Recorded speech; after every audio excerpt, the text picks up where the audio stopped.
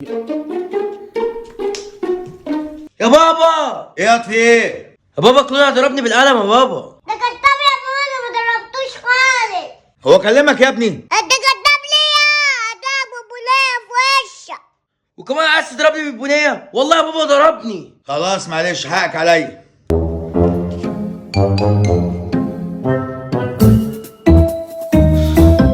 يا بابا الواد بيغيظني يا بابا، بيغيظني. ولا يا بابا ده كداب. يا ابني هو كلمك؟ ده عيل صغير. يا بابا ده الاول ضربني بالقلم بعدين فضل يغيظ فيا. ما تهدى يا عم. اسكت يابا، لما اداك بنيه في وشك خليك تموت كده. خلاص يا كلونيا معلش معلش.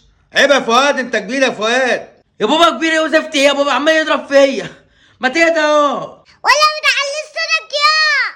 ما خلاص بقى، في إيه انت وهو؟ انا سكت اهو يا بابا. ولا مشي من هنا. الشبشب انا الشبشب، وحياة امك يا فؤاد اضربك.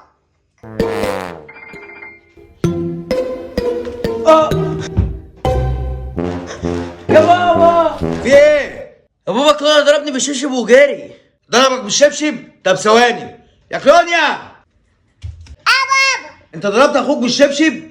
انا لا يا بابا ما ضربتوش، لا حد خيره. فؤاد بيشتكي منك. يبقى انت عرفت انا ما بضربش حد خالص. ما انا قلت كده برضه. يا فؤاد بتسلم الواد ليه يا فؤاد؟ انا يا بابا ايه الواد الكداب ده؟ يا بابا والله ضربني. ده كداب ده. اقول له ان انت ضيعت 20 جنيه امبارح. انا حصل الكلام ده يا فؤاد؟ ال 20 جنيه بتاعت امبارح انت اللي ضيعتها؟ انا بابا جالي كمان. والله يا بابا ما حصل. انا ما عملتش اي حاجه من دي، يعني هتضرب واطلع كداب. نعم انت بتشتم قدام ابوك، بابا بيكتم عليك. انت بتشتم قدامي؟ نهار اسود، انا ما شتمتش والله يا بابا. لا انت شتمت، قلت يا ابن كذا وكذا، قلت ايه يا بابا انت مش بحبك. انا قلت ابن كذا وكذا؟ والله يا بابا انا ما بشتمش اصلا. يعني بقول لك ايه، الواد الصغير ده هيكذب؟ اطلع بره يا. اول مره اشوف عيل كده. بابا على فكرة يا بابا ماما كانت بتشتم عليك. بجد يا؟ وبيلي الكبير الأكبر مني بيشتم عليك برضه. طب شتمه امتى؟